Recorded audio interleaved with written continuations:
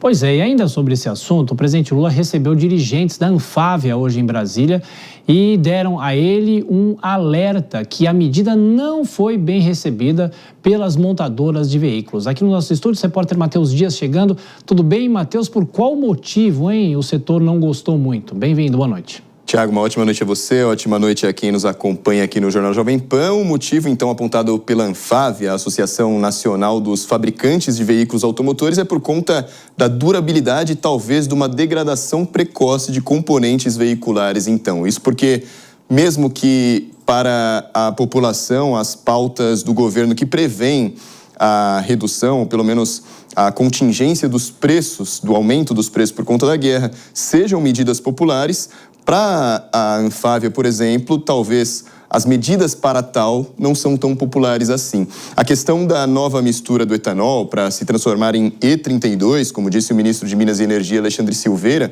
não foi testado, segundo a Anfávia. Os testes, até precoces, foram feitos para dar uma margem de tolerância ao que antes era combinado como o E30.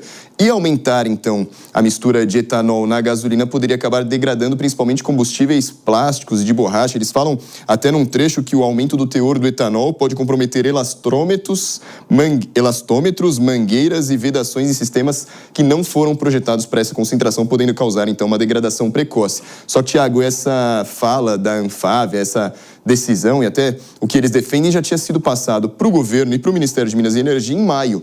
E foi reforçado hoje numa reunião em que estiveram presentes o presidente Lula, o vice-presidente Geraldo Alckmin e ministros também do atual governo, como o Dário Durigan, Miriam Belchior e também o ministro Márcio Elias Rosa, viu, Tiago? Pois é, e não foi a primeira vez, numa reunião como essa, que o presidente Lula defendeu a necessidade do governo e empresários começarem a trabalhar juntos. Qual seria, então, o objetivo traçado pelo presidente? Essa história não é nova.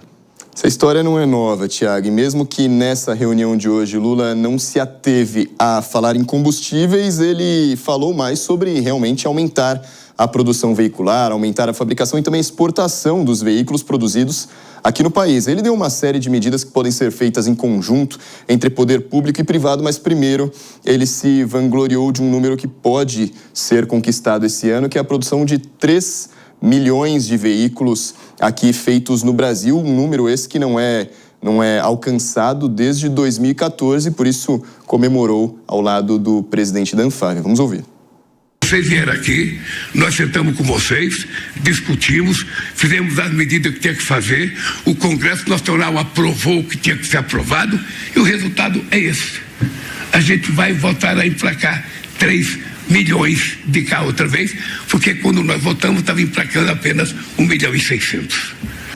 Pois é, Tiago, entre as medidas então que foram anunciadas pelo governo, entre poder público e privado, eles prevêem então a facilitação do crédito, redução de juros, prevêem estudar também uma espécie de parcelas mais longas para se pagar o veículo, com juros menores para cada parcela. Tudo ainda será estudado, mas o objetivo principal do governo é, claro, garantir um aumento na produção veicular e também uma exportação ainda maior, como disse o presidente. As multinacionais, elas podem simplesmente compreender que as exportações dela podem sair do Brasil. Não tem sentido uma empresa alemã exportar para a América Latina.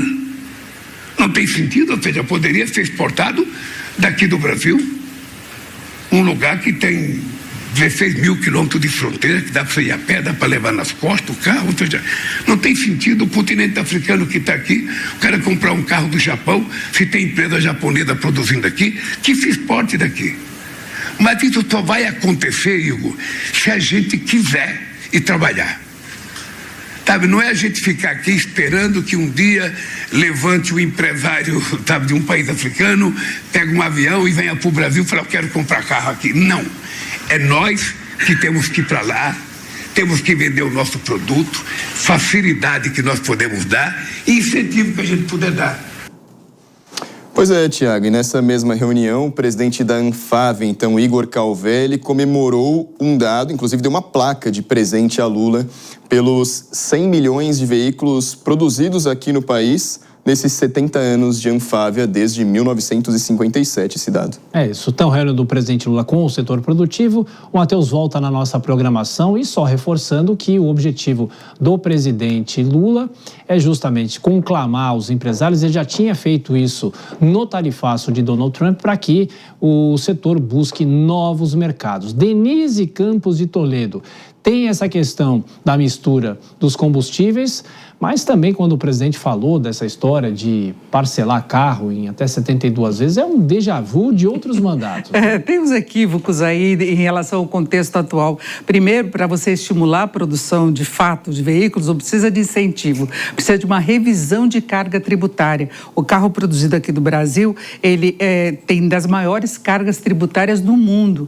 E isso, inclusive, mais custos de produção, tem levado unidades de fabricação para outros países. Essa é uma realidade. O presidente Lula lidou muito com o setor automobilístico, ele que começou no sindicalismo, exatamente trabalhando em uma empresa que produzia automóveis, então ele conhece muito bem essa evolução. E cada vez que o governo quer dar um estímulo para o setor, que precisa reduzir os estoques, ele dá uma redução de impostos, esse costuma ser o incentivo. O setor segue bem, mas há um questionamento também com estímulos dados aos carros elétricos, que estão ganhando espaço no mercado brasileiro. Então, muita coisa tem de ser revista em termos de custos, até para que o brasileiro tenha mais acesso ao carro 0 quilômetro. A gente não tem mais carro popular, eles estão ficando distante do poder de compra do brasileiro, então muita coisa tem de ser revista nesse sentido. Agora, em relação ao aumento do etanol na composição da gasolina, há preocupações não apenas por parte da Anfávia, mas também das importadoras de veículos. Muitos modelos não estão adaptados ao uso do etanol de uma forma adequada, não houve testes por parte tanto dos fabricantes como do Sindipeças, que junto com a Anfávia estava cobrando uma testagem maior em termos de aplicação dessa nova formulação dos combustíveis. O risco é o desgaste das peças, uma dificuldade maior de ligação aí pela manhã, quando o carro está frio, pode ter esses problemas e depois a revisão ficar mais cara justamente pelo desgaste dessas peças. E veículos mais antigos, que eles falaram com 20, 30 anos, podem sofrer também as consequências. Agora, tem o lado econômico. O governo está buscando uma independência maior em termos de importação dos combustíveis, pode reduzir em 900 milhões a importação anual de gasolina e, por outro lado, o setor produtor de etanol está comemorando, tem capacidade com a próxima safra de ampliar em 4 bilhões de litros a oferta do álcool produzido pela cana-de-açúcar